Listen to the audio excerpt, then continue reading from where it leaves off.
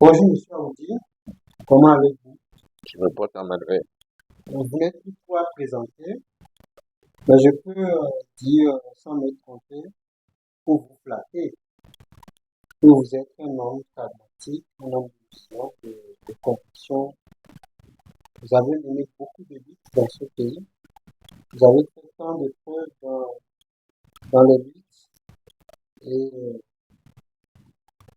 ce qui m'a beaucoup marqué, moi particulièrement, dans les discussions, c'est la lutte que vous avez menée, surtout à l'université. Vous avez même à l'époque pris d'assaut la primature. Et en ce moment, vous avez contraint le Premier ministre à sortir. Et dans les jours à venir, les jours qui ont suivi votre lutte, les étudiants ont eu gain de cause. Et ça nous a beaucoup marqué pendant tout ce moment. Et aussi la manière dont vous avez défendu un grand homme, un politicien, un grand maître dans ce pays. Je veux parler de maître Agulbo. Vous avez dit toujours que les autres sont ici. C'est juste un petit résumé.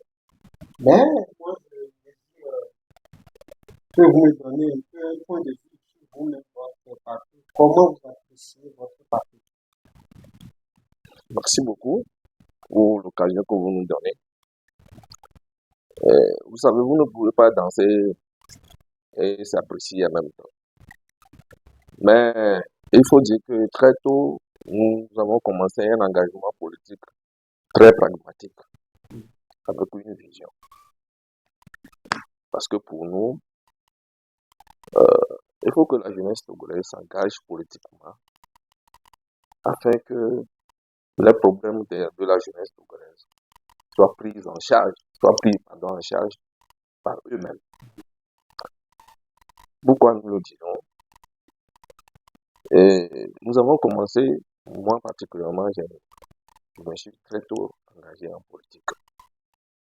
Et parler de mon propre parcours, je crois que nous avions fait une interview dans laquelle j'ai parlé de mon parcours politique. Les gens peuvent aller sur YouTube, notre chaîne YouTube.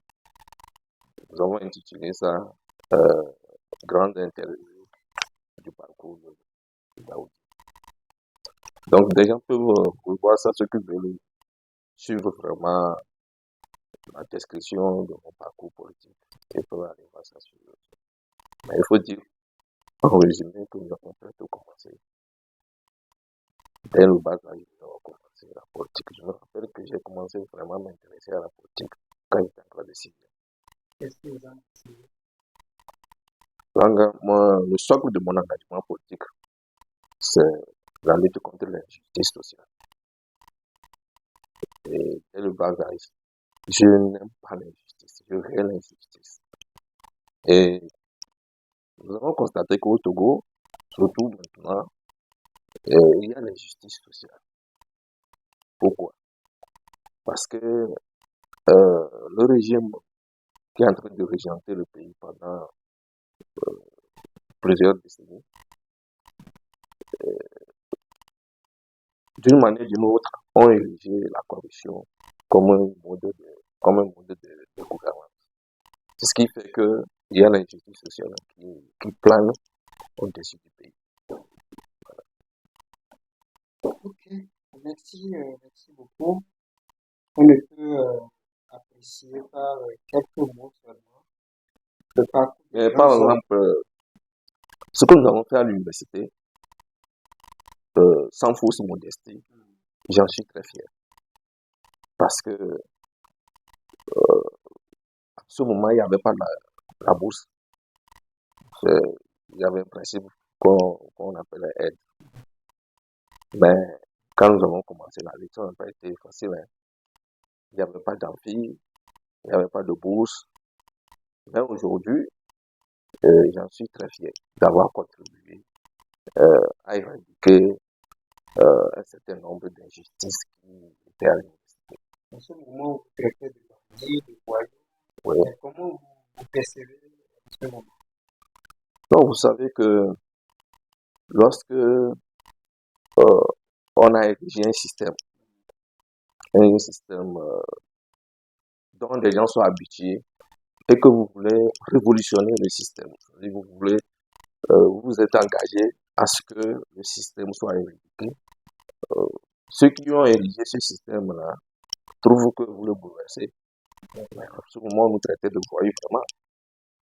Mais à force d'expliquer, à force de dire les choses avec véhémence, et lorsque vous vous engagez et que vous mettez comme guide la vérité, rien que la vérité, eh bien, vous triomphez toujours. Disons que la vérité a triomphé Voilà. comme un adage. Aujourd'hui, si je vais à l'université, je suis très fier. Notre université est devenue une université plus ou moins attrayante. Il y a des routes. Je me rappelle à la première, quand j'ai demandé qu'on goudronne les rues qui sont à l'université, paix à son âme, le ministre Pabré m'a traité de fou. Il dit, mais nous, on n'a pas fini de goudronner les rues de Lomé. Et toi, tu dis qu'on a qu'à goudronner les rues de... Mais parce que vous avez une grande vision, voilà, en ce moment. Et je rêvais un aspect pour notre université. Parce que nous, vous savez, nous sommes nés au village. Et on rêvait qu'un jour, lorsqu'on aura le bac, on va venir à l'université. Nous arrivons à l'université, une université qui était comme une université abandonnée. C'est dans la bourse. J'ai dit, quelle est la différence? Donc, j'avais une vision pour l'aspect que notre université devait avoir. Aujourd'hui, je crois que cette lutte-là a payé à l'université.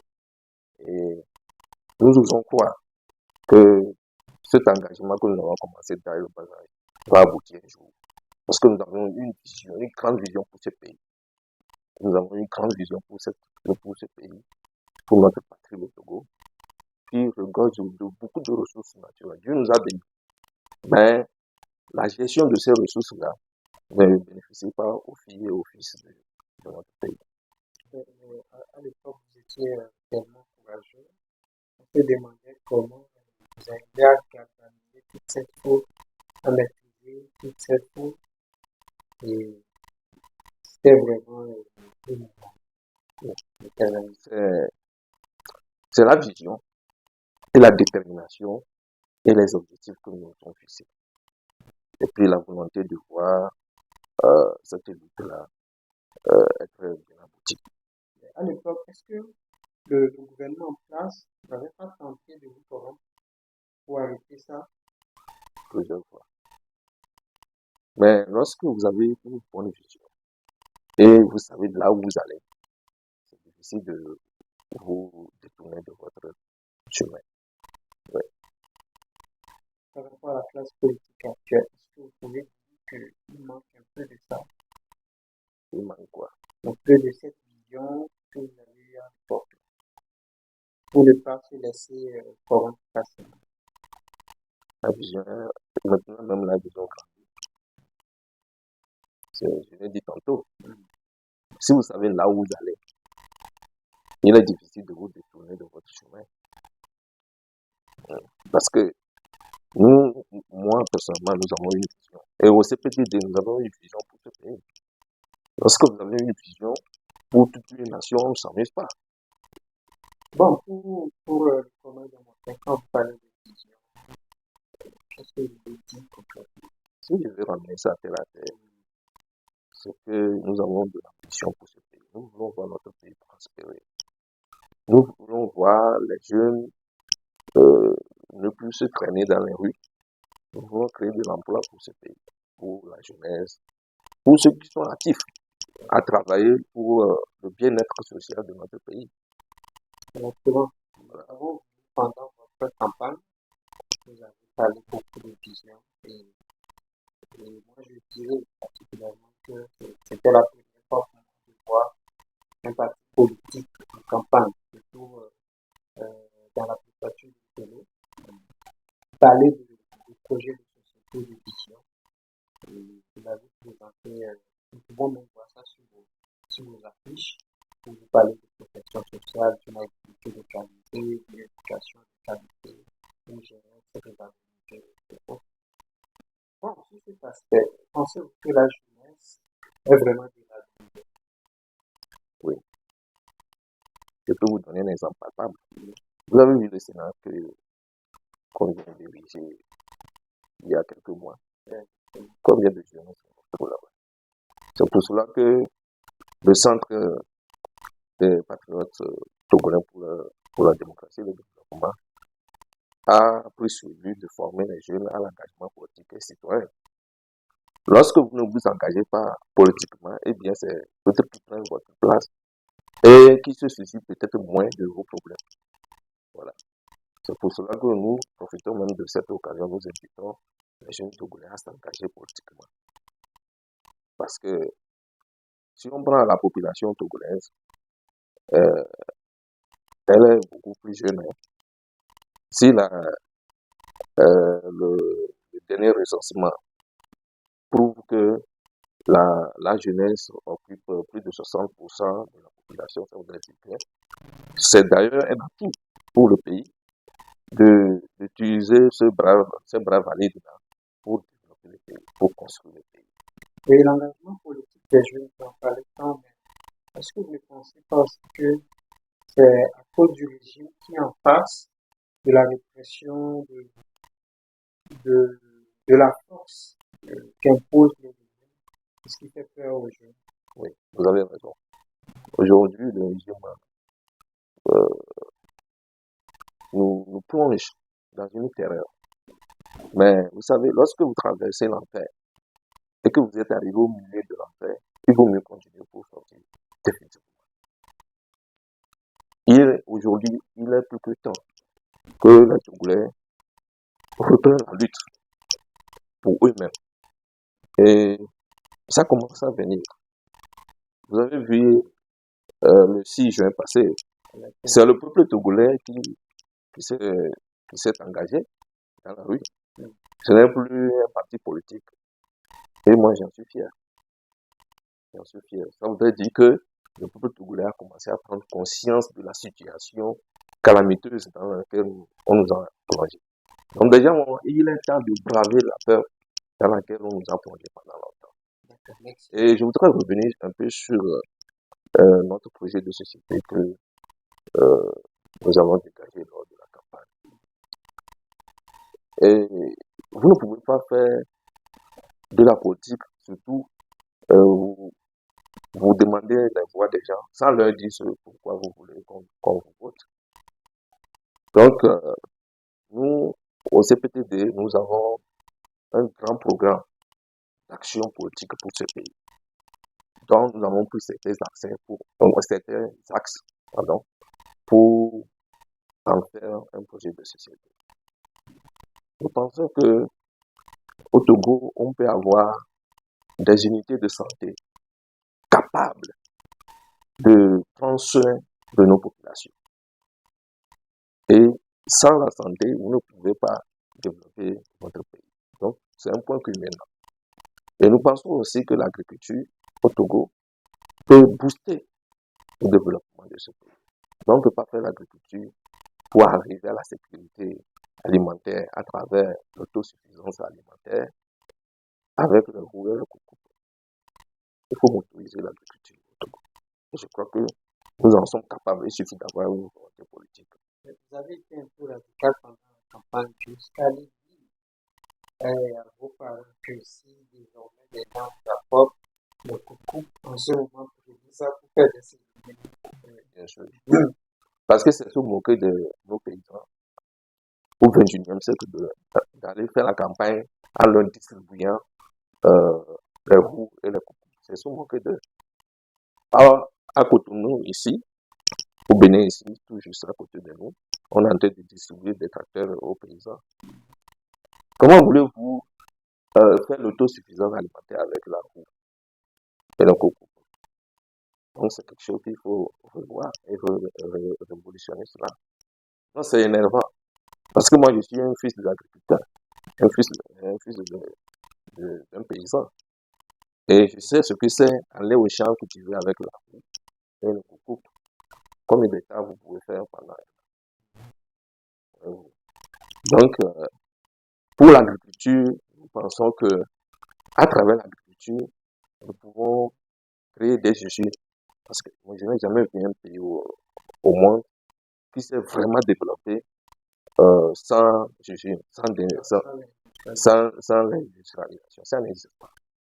Il faut que le Togo commence à avoir des usines et des usines stratégiques. Et par exemple, entre-temps, nous avons vu certains jeunes qui ont commencé à fabriquer des voitures électriques. C'est des choses qu'il faut encourager. Vous voyez, Ibrahim Traoré, il est en train de faire des choses formidables. Il arrive au pouvoir, ça fait combien d'années? Mais ils ont commencé à créer leur propre voiture. C'est ça. C'est ça, diriger un pays. On ne dirige pas un pays en voulant conserver le pouvoir. Vous savez, vous pouvez décider de conserver le pouvoir, mais faire en sorte que vos concitoyens soient vraiment à l'aise, qu'ils aient un logement décent, qu'ils arrivent à manger 3 fois par jour. Là, c'est que vous avez mis tout le pays au pas. Il y a un artiste qui disait dans une interview récemment que lui sait, étant donné qu'il n'est pas politicien, pour lui, si quelqu'un veut du pouvoir, il vaincre la pauvreté et puis le reste est joué. Bien sûr. Les Togolais ne veulent pas grand-chose en tant que tel. Ce que je ne comprends pas, pourquoi nous avons tellement de ressources que Dieu nous a donné gratuitement et nous allons continuer à exécuter dans un misérable. Même l'eau qui est dans le sous-sol partout, on va chercher aussi au Togo. En fait. On n'a pas d'eau potable. Pendant votre campagne, vous avez dit que des gens érigeaient la pauvreté comme une arme politique. Bien sûr. Parce que c'est clair.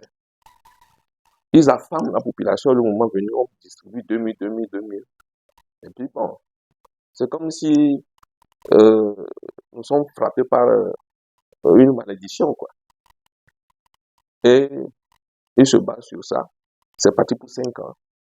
Donc, c'est pour cela que j'ai dit qu'ils ont sciemment érigé la pauvreté en une arme politique, puisqu'ils en utilisent le moment venu. Donc, c'est des choses qu'il faut éviter. Il faut que nous arrivions à un moment où il faut renverser la vapeur. Pour que les vrais patriotes prennent la direction de ce pays. Parce que si vous n'aimez pas votre pays, vous ne pouvez pas bien diriger. Diriger un pays, le socle de diriger un pays, c'est l'amour que vous avez pour votre patrie. C'est la volonté politique de voir les choses avancer. Et vous ne pouvez pas diriger un pays sans la vision. Vous devez vous fixer un but ultime pour dire que dans 10 ans, je veux voir mon pays comme ça. Moi, je rêve qu'il y ait des métros au Togo. Qu'un jour, nous arrivions à créer nos propres avions. Voilà. Donc, lorsque vous avez une vision et que vous avez une volonté pour y arriver, vous arriverez toujours. Parce que Dieu même va vous placer des gens autour de vous qui vont vous accompagner dans la réalisation de cette vision. Merci. Mais je suis vraiment surpris par tout ce que vous dites. Mais ça fait un bon moment. Ça fait un bon moment que vous avez gardé le silence. On aimerait savoir pourquoi ce silence. Oui, vous avez raison. Il y a plusieurs raisons. Plusieurs raisons qui expliquent ce silence. Mais je peux en donner 2 autres. Et c'est le lieu de dire à tout le monde ici que ma généreuse épouse a été décédée après un long moment de maladie. Et il fallait que je sois à ses côtés en ce moment-là. D'ailleurs, qui est un membre influent du CPTD, elle a chargé de la mobilisation des jeunes femmes et des filles togolaises. Donc, notre centre a été frappé de deuil. Il fallait faire le deuil. Deuxièmement, il fallait observer la situation. sociopolitique. Donc, la deuxième réunion, c'était un répit pratique aussi. Voilà. J'avais de dire à toute la famille politique que de souhaiter à notre soeur, à notre combattant, que la terre soit lumière. Voilà. Vraiment, condoléances. Merci. On sent la routine, les difficultés que vous avez trouvées. Monsieur, vous étiez en train de me dire, il est temps de reconquérir le Togo et le construire. Bien sûr. Nous avons accédé à l'indépendance, ça fait quelques années. Mais reconquérir le Togo et le construire, qu'est-ce que vous voulez faire? Il faut que les Togolais se sentent fiers de leur pays. Et pour arriver là-bas, il faut des vrais patriotes qui doivent prendre la commande de ce pays. Et redonner la fierté aux Togolais, d'être Togolais. Faire en sorte que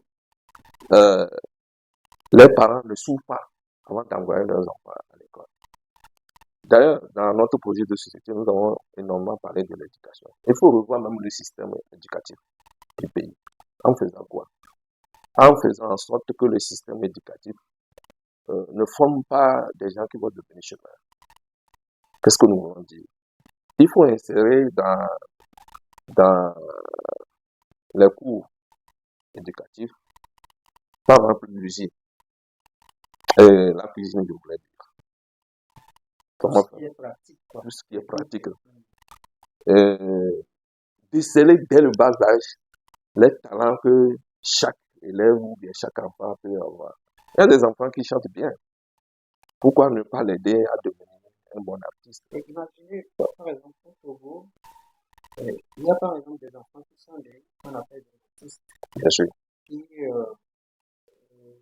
pour les encadrer très bien, sont très intelligents. Le plus riche du monde, c'est un artiste, c'est l'homme West. Mais on constate qu'au Togo, il y a des artistes, mais il n'y a pas aussi vraiment d'encadrement, il n'y a pas d'école spécifique. Il n'y en a pas. On peut voir, qui dit, voici la prise en charge qui est donnée à ces Et enfants. ce qui est dangereux, parfois ces enfants autistes qui sont hyper intelligents sont considérés dans nos sociétés comme des enfants dingues. Parce que leur raisonnement, leur manière de faire diffère des autres. Parce que ce sont des enfants qui sont éminemment intelligents.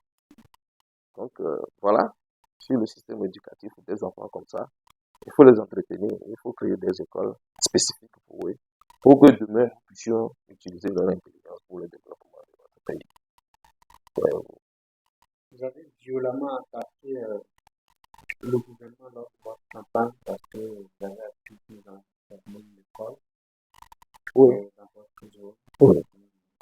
Ça,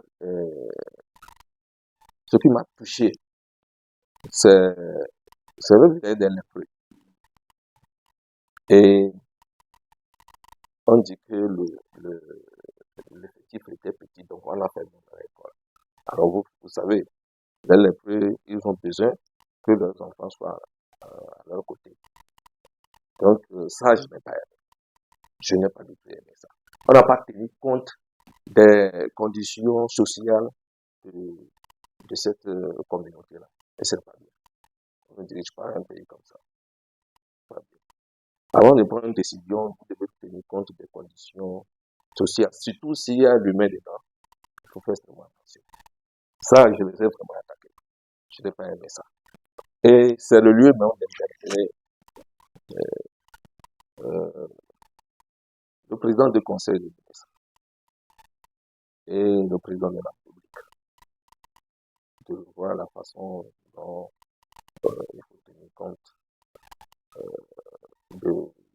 surtout du système éducatif et tenir compte des conditions des enfants pour lesquelles les écoles sont créées.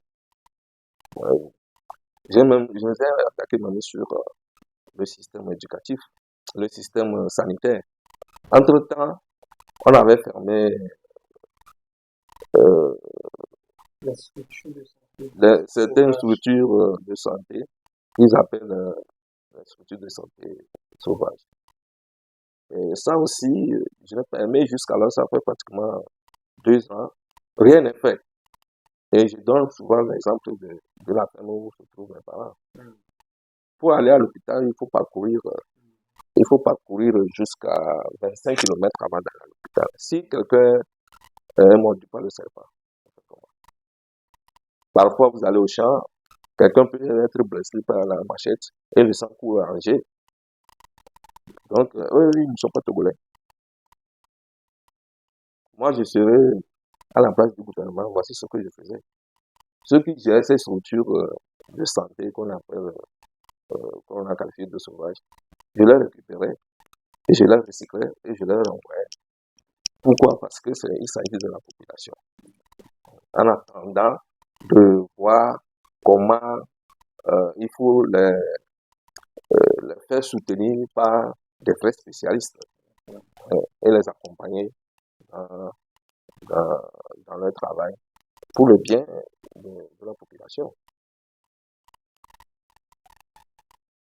Ici, il y a plusieurs événements qui se passent dans notre pays, et notamment constatant la perte de plusieurs libertés et droits fondamentaux que les défensifs se sont battus pour avoir. Quel est votre regard? C'est dommage. C'est très dommage. C'est dommage parce que ces droits fondamentaux ont été acquis de haute lutte. Et il faut dire que le président de la République d'alors, le général Yandema, avait quand même une écoute par rapport à ces libertés fondamentales. Quand on lui a expliqué, il a compris qu'il fallait ça pour que son pouvoir soit sauvé. Maintenant, il y a un regrettable,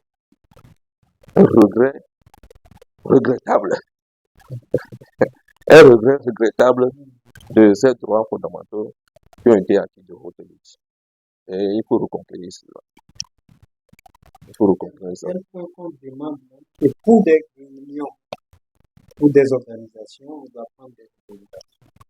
C'est grave. Parce que nous sommes dans un régime déclaratif. En principe, pour vous informer l'autorité compétente. Et puis souvent, on se cache derrière le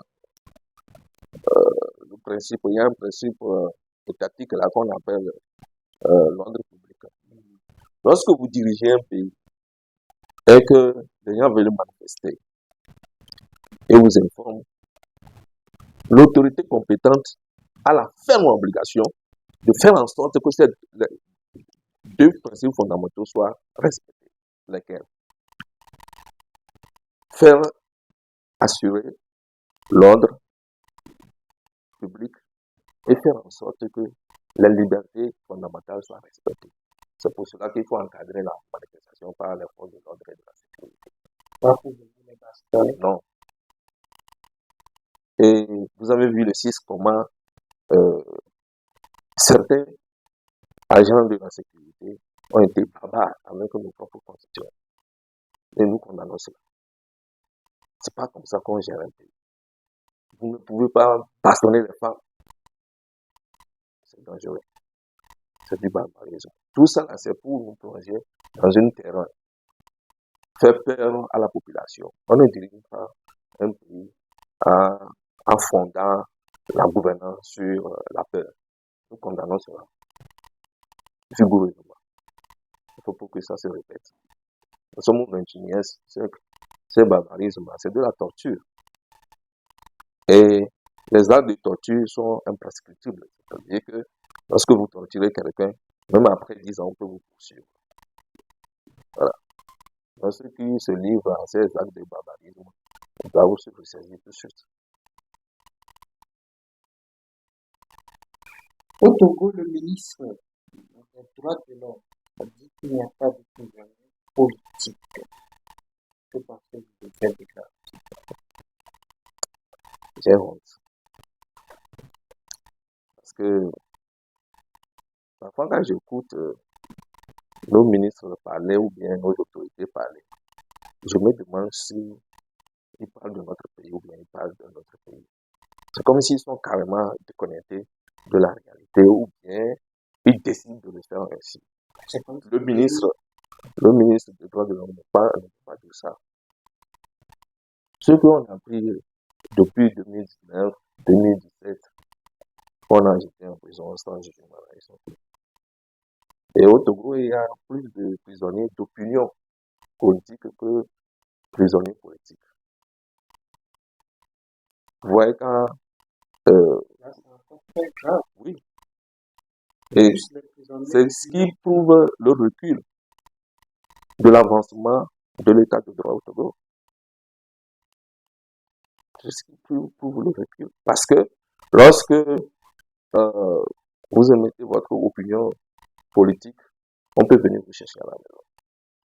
Et souvent, il y a des cas de violation des droits de domicile privé. Vous ne pouvez pas aller chercher quelqu'un à la maison sans lui présenter un mandat d'arrêt par un procureur. Ouais. Donc, on viole souvent les droits fondamentaux au Togo. C'est pour cela que nous devons faire en sorte que la gouvernance au Togo soit revue autrement pour le respect des droits fondamentaux. Et ce même ministre, un jour, il y a cela des années, avec un plateau de télévision à l'international. Dans un débat, il était emporté en disant s'il n'est pas d'accord, prenez les gens. C'est grave. Ce qu'il avait dit à ce moment-là, c'est grave. S'il avait été le président de la République, je limogeais en même temps. Parce que vous qui êtes appelé à faire en sorte que les libertés fondamentales soient respectées, soient bien encadrées, c'est vous qui appelez la population à aller prendre les armes. Et si effectivement des gens prennent cela au sérieux, ils prennent les armes, qui en est responsable? Donc, cette déclaration souvent m'étonne, quoi. Et je ne sais pas pourquoi on le maintient à ce ministère. Puisque c'est un ministère qui est le garant même du respect des libertés publiques. Et pourquoi c'est lui qui fait cette déclaration et on continue de les garder là-bas? Je ne comprends pas. Est-ce que vous pensez que nous sommes dans une sorte de népotisme? Oui, je vous avais dit au cours d'une émission que quand on crie que nous sommes en démocratie, nous sommes dans une démocrature. Mais maintenant, là, nous avons dépassé la démocrature, nous tombons carrément dans un régime totalitaire. Et nous tombons totalement dans une dictature qui ne dit pas son nom. Quand on touche à la Constitution, qui est le contrat social d'un pays, à tout va, juste pour sauvegarder le pouvoir d'une seule personne, c'est que, franchement, il faut que les Togolais se réveillent. Qu'est-ce qui est arrivé au Togolais jusqu'à ce jour? Le Togo était un pays où à l'époque on parlait de la source de l'Afrique, mais aujourd'hui nous constatons que les droits de liberté ici, il y a un recul que vous dites qui est vraiment très très très grave. Qu'est-ce qui est arrivé?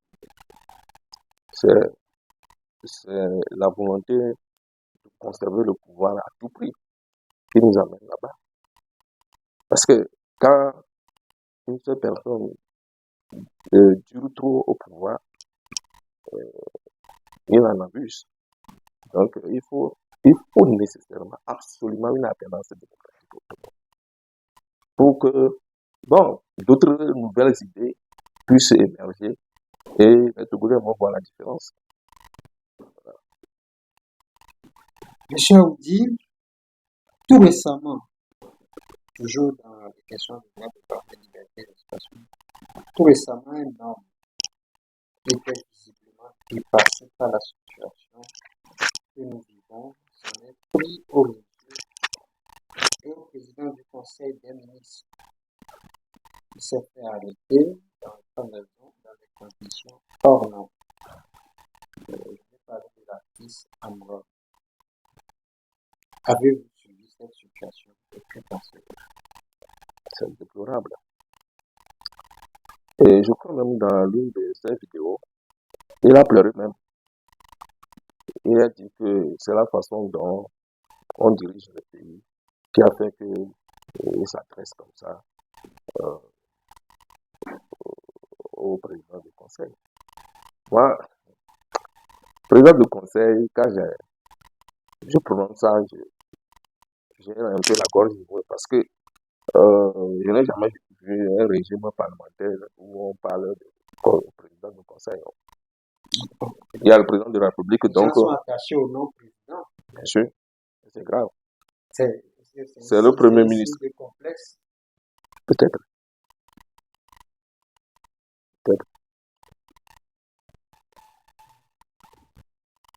Ok. Oui, mais parlez-nous. Comment vous avez suivi cette situation? Que pensez-vous? Non, ce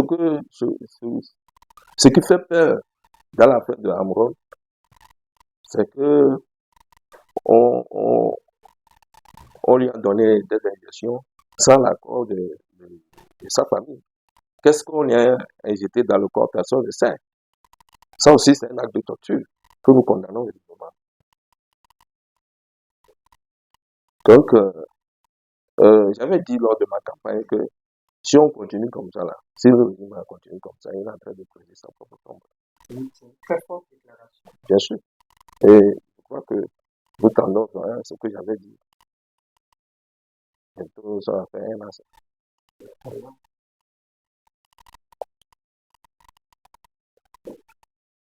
Est-ce que nous sommes en danger?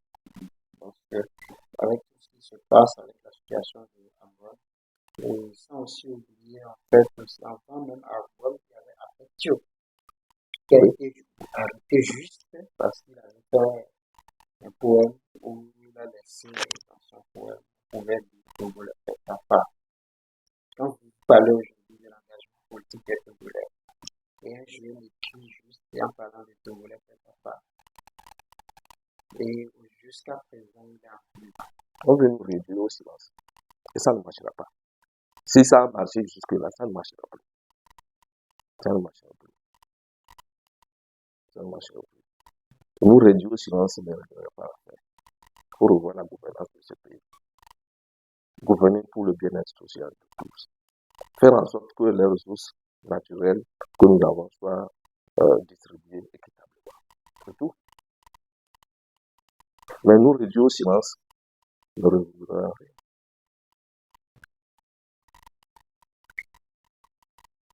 Par rapport toujours continuer dans le cadre du sujet Amron, nous avons constaté qu'il a été traité de fou, ce qui a entraîné les élections. Mais après, nous avons aussi vu qu'il a fait un pas pour démonter pardon. Quel est votre regard par rapport à ça? Je crois que si vous l'écoutez très bien, vous croyez que si vous suivez bien la vidéo, là, les gens se parlent beaucoup. Amron a été contraint à faire ce maillot coupable. Maintenant, il est libéré. Je crois qu'il va retrouver sa liberté verbale. Et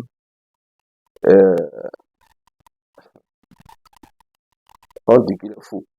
Après 3 jours, quelqu'un qui est fou, il vient faire maillot coupable. Mais le gouvernement togolais est fort sur ce plan-là.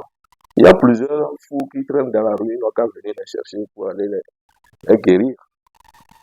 Non, juste pour digresser un peu, parce que c'est sérieux là. Si vous traitez quelqu'un de fou, il vient demander pardon. Donc vous prenez le pardon du fou. C'est une question que je me pose.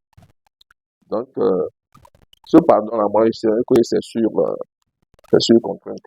Il a été contraint. Je ne prends pas ça au sérieux. Je ne prends pas ça au sérieux.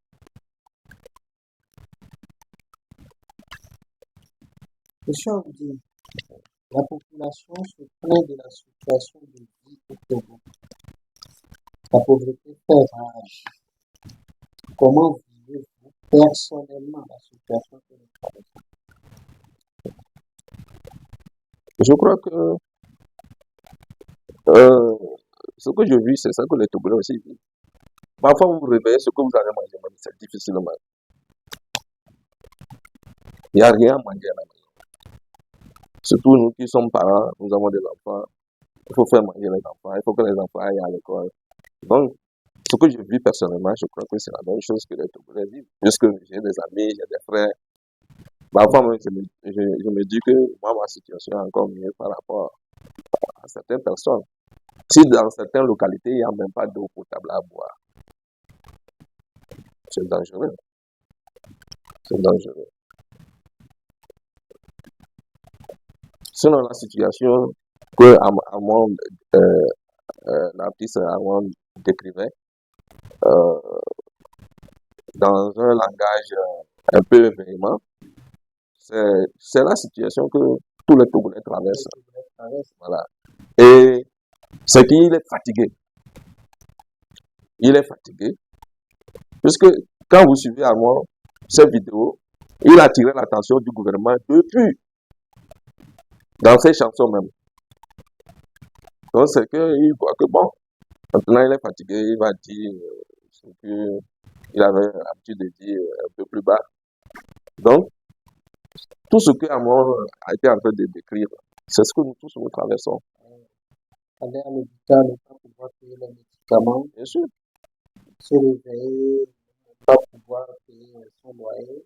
Parfois, vous êtes malade, mais vous ne pouvez pas aller à l'hôpital. Parce qu'il n'y a pas d'argent. Pour payer le loyer, c'est difficile. Et tu te demandes, mais pourquoi? Pourquoi les jeunes sont en train de fuir le Togo? Alors que nous avons un pays qui est riche. Il y a un artiste dans son interview qui disait que ce qui fait mal est que parfois, après les études, vous êtes obligé de rester avec les parents encore, et parfois même demander aux parents, maman, est-ce que je peux trouver 500 ou 200 chez toi là-bas pour acheter tant, et c'est ce qui fait mal. Ça fait très mal. Parce que euh, nous avons dit que, bon, nous sommes sur les bancs, nous souffrons. Lorsque bientôt nous allons finir nos études, eh bien, nous avons trouvé de boulot. Pour soutenir nos parents qui sont devenus faibles par le poids de l'âge. Et pourtant, vous finissez vos études, vous êtes toujours avec vos parents, vous êtes toujours leur charge. Vous-même, vous avez mal. Vous n'avez pas votre fierté. Voyez-vous. Après tant d'années d'études, pour avoir la maîtrise ou bien le master, vous retournez, vous restez chez vos parents. Non seulement vous avez mal, mais j'imagine le chagrin des parents. Et parfois, les parents sont malades pour les amener à l'hôpital. C'est difficile. C'est difficile. Ce qui fait qu'aujourd'hui, on constate même que le taux d'AVC, même chez les jeunes, Augmente. augmente. Augmente. Le stress est trop. On se demande pourquoi. Parce que certaines personnes ont décidé de diriger le pays pour leur bien seulement. Et c'est pas bien. Et c'est des choses qu'il faut dénoncer. Les manifestations du 6 juin, suite à l'arrestation de Bangkok, où nous avons vu que ces amis pleuraient, et que aussi sur les réseaux sociaux, quelques décideurs en découvert, ils avaient lancé une manifestation le 6 juin. Et à la grande surprise, nous avons constaté que les gens sont sortis et ont manifesté leur parole. Mais aussi, nous avons constaté qu'il y a eu une forte réflexion des actes de torture établis par la on pouvait voir sur les réseaux sociaux. Comment avez-vous vécu cela? C'est ce que je disais tantôt. On veut nous faire taire. On veut nous plonger dans un silence. Et ça ne marchera plus. C'est fini. Ils doivent revoir leur copie. Tout ça, là, c'est pour nous faire peur. Nous ne devons plus avoir peur. Parce que là où nous sommes là, l'affaire même nous tue déjà. C'est comme si on est déjà mort, quoi. Voilà. Donc, on doit se libérer de ce carcan-là, nécessairement. Pour vous, vous pensez aussi que, comme beaucoup de démocrates, que le peuple a plus de pouvoir. Le pouvoir appartient au peuple. C'est pour cela que nous n'avons pas aimé la procédure par laquelle on a changé la constitution et on nous fait plonger dans une nouvelle république. Là, on a zappé le pouvoir du peuple. C'est pour cela qu'il faut demander la voix du peuple avant de diriger un pays. Si le pouvoir appartient au peuple, le plus grand souverain, c'est le peuple. C'est le peuple. Pensez-vous que le gouvernement ou ceux qui ont fait ça devraient demander pardon et s'excuser et revenir à la vie? C'est possible.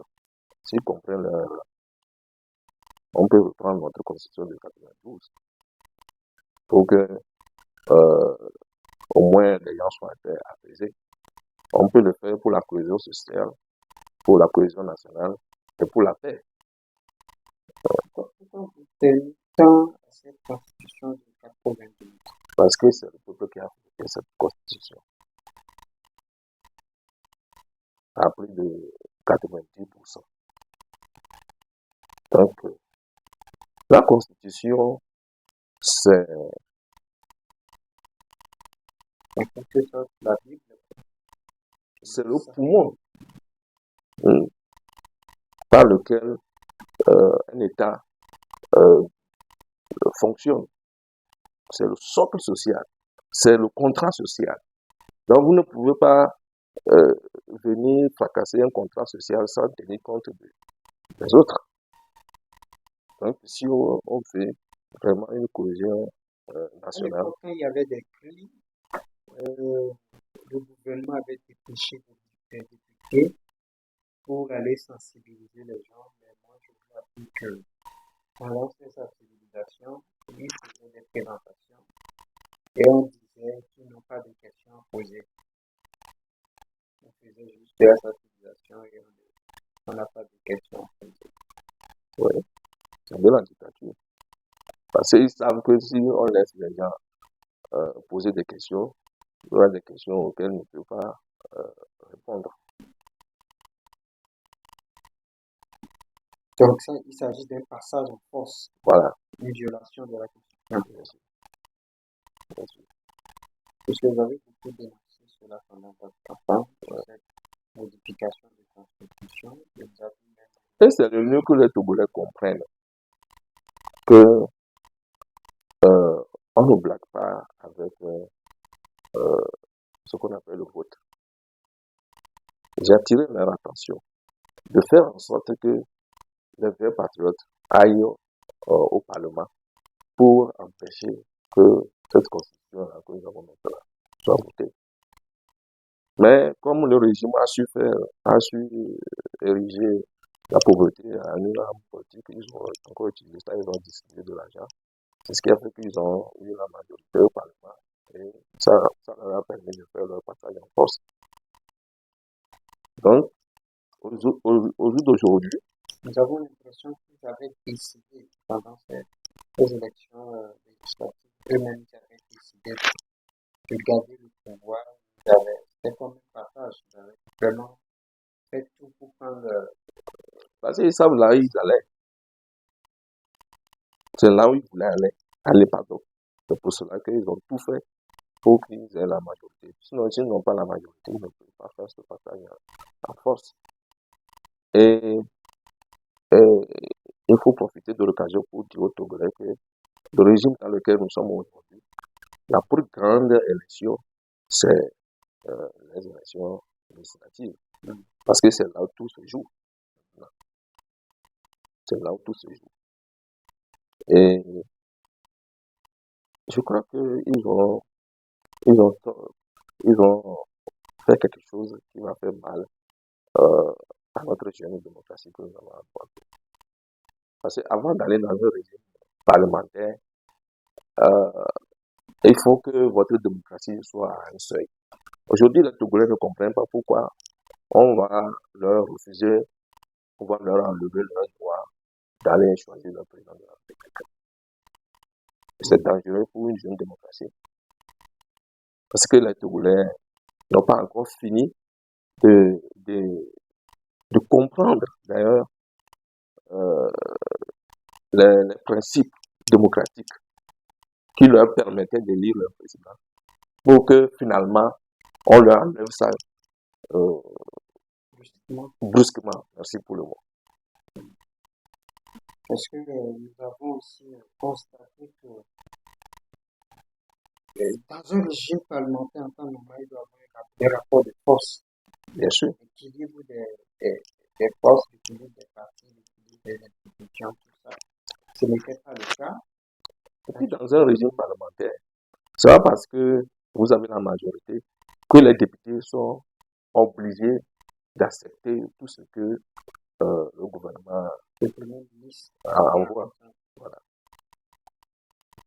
Vous pouvez être dans le même parti, mais lorsque le gouvernement prend une décision qui n'arrangerait pas la société, eh bien les députés peuvent décider autrement. Voilà. Là, vous êtes à un niveau de la démocratie où chacun est libre de sortir sa pensée politique, qui peut être contraire à la pensée politique du parti qui est la majorité. Okay. Récemment, suite à la manifestation du 6 juin, nous constatons aussi qu'il y a des appels de manifestation qui sont programmés sur le 6, le 7, le 8. Qui est un jeune qui appelle toujours les jeunes à l'engagement politique. Le gouvernement, rapidement, a fait des rappels alors pour interpeller les uns et les autres, pour dire que le Togo, la liberté de réunion, la liberté de manifestation sont encadrées par une loi. Il faut avoir une autorisation et ensuite, sachant que il n'y a même pas encore un gouvernement qui est en place. Et au même moment, où est-ce qu'il faut aller faire encore la déclaration et comment vous apercevez cette Ce sont des contorsions politiques. C'est de l'amateurisme. Et depuis qu'ils ont fait la chose, jusqu'alors, il n'y a pas de gouvernement. Donc le Togo est en l'air comme ça. Donc nous pouvons dire que pour le moment, il n'y a que le Sénat, le Parlement et puis le président du Conseil. Donc un pays qui fait près de 2 mois, 3 mois sans gouvernement, je ne sais pas comment le pays est dirigé. C'est pourquoi je suis d'accord avec on va avoir le gouvernement. Quel gouvernement? Il n'y a pas de gouvernement au Togo. Depuis que le Premier ministre, Madame Dogbe, a déposé sa démission, c'est fini. Donc, il n'y a plus de gouvernement. Il n'y a pas vraiment de décision. Donc, par rapport à cette loi qui interdit les jeunes, en les disant aussi que si jamais ils sortent, le gouvernement va prendre des mesures de répression. Qu'est-ce que vous pensez? La meilleure mesure, c'est d'encadrer la manifestation. C'est ça la meilleure mesure. Réprimer les gens ne réglera pas le problème. Il faut laisser les gens manifester leur rapport. Si vous les étouffez, le jour où ça va s'exposer, ça peut nous apporter nous tous. Donc, diriger un pays, ça avait beaucoup de tact et d'intelligence. Voilà. Pensez-vous qu'il est temps qu'on libère tous les prisonniers politiques, les prisonniers d'opinion? Il nous faut. Pour la cohésion sociale, pour la paix. Que même clame tout le temps, la paix au Togo, la paix au Togo. La paix n'est pas que l'absence des armes. La vraie peur, c'est la quiétude des concitoyens. La vraie peur, c'est de permettre aux Togolais euh, d'avoir des emplois décents. La vraie peur, c'est de ne pas abandonner les usines que nous avons aux mains des étrangers. C'est ça. On constate que Et il est temps de désengorger nos prisons. Parce qu'il y en a qui sont là-bas depuis plus de 3 ans, 4 ans, qui n'ont connu aucun moindre jugement. C'est une violation des droits. Donc, il faut désengorger nos prisons.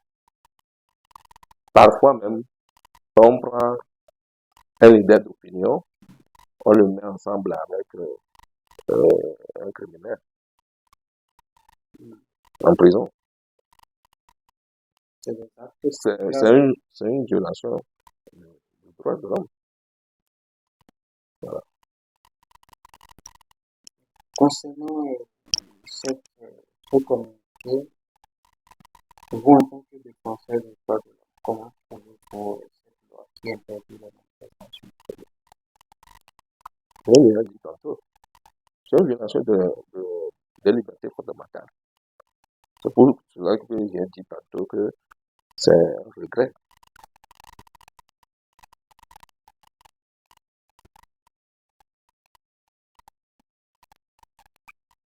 Un grand recul regrettable en matière de droits de l'homme, en matière de liberté publique. C'est un grand recul. Il faut rectifier tout de suite.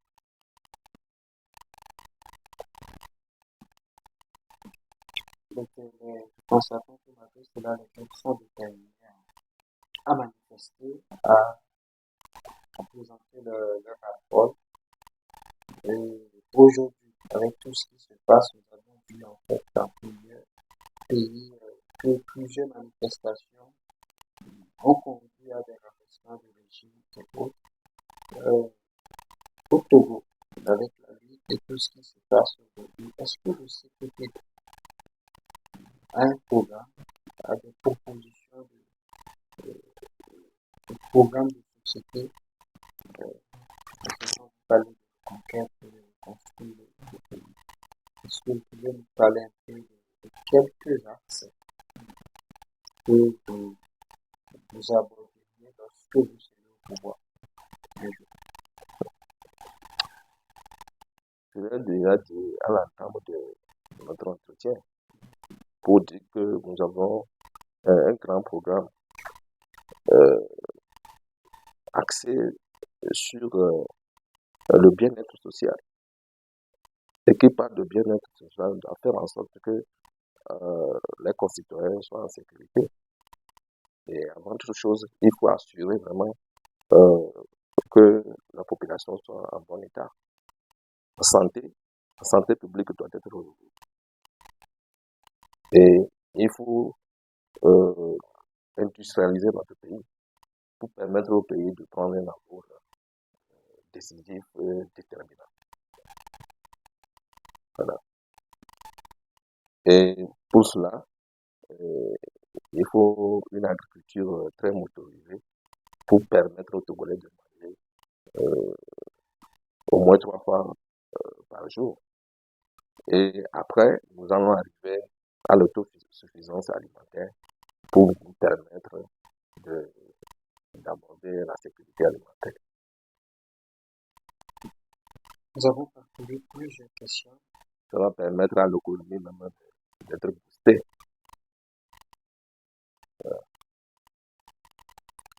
Monsieur Aoudi, nous tendons vers la fin de notre interview.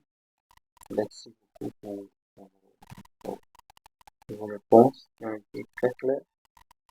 Une question personnelle. Avez-vous des ambitions? Vous devriez constater cela. Je rêve de diriger ce pays un jour. Ce pays, le Togo. Je veux le diriger un jour. Pour le bien de nous tous. Voilà. Et les gens sauront que il y a vraiment un vrai patriote qui a pris la reine de ce pays. Pendant votre campagne, votre slogan, quel est patriote, c'est Hum, ce slogan. C'est parce que nous pensons que euh, il faut faire des Togolais des vrais patriotes. Des vrais patriotes. Un vrai patriote n'accepte pas la corruption. C'est la corruption qui est en train de détruire notre société togolaise. Parce que si on vous donne une enveloppe pour construire une route, vous détournez la corruption, le détournement de fonds publics, il faut éradiquer ça. C'est pour cela que si moi j'arrive au pouvoir, un jour, je veux commencer par à éradiquer la corruption et punir sévèrement le détournement des fonds publics pour permettre à ce que les fonds puissent servir au développement de notre pays.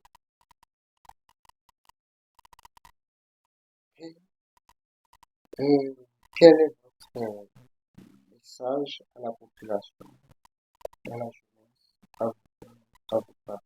Quel est votre message? J'invite les Togolais, le peuple togolais, à reprendre son pouvoir. Il faut que le peuple togolais reprenne sa souveraineté. Parce que on a confisqué notre souveraineté, on a confisqué notre pouvoir. Et un petit groupe ou bien une minorité s'est accaparée des richesses de ce pays-là. Et il faut revoir ça. C'est très injuste. Il faut rétablir l'ordre sur la justice sociale. Il faut de la justice sociale pour ce pays. Pour permettre que la cohésion nationale puisse retrouver vraiment tout son sens. Pour permettre qu'il y ait vraiment la paix. Donc, il faut que les Togolais sortent de la peur. Nous ne devons plus avoir peur. Parce que on est en train de nous tuer à petits coups. Et, et si nous ne reprenons pas vite le pouvoir, la corruption va entamer les générations à venir. Et moi, je condamne cela, je refuse cela. C'est pourquoi j'invite les Togolais à être déterminés, plus que jamais, à reprendre son pouvoir, son autorité. Voilà. Je vous remercie, M. Audi. Merci pour ce précieux temps que vous nous avez accordé. Merci. Merci. C'est plutôt moi qui vous remercie.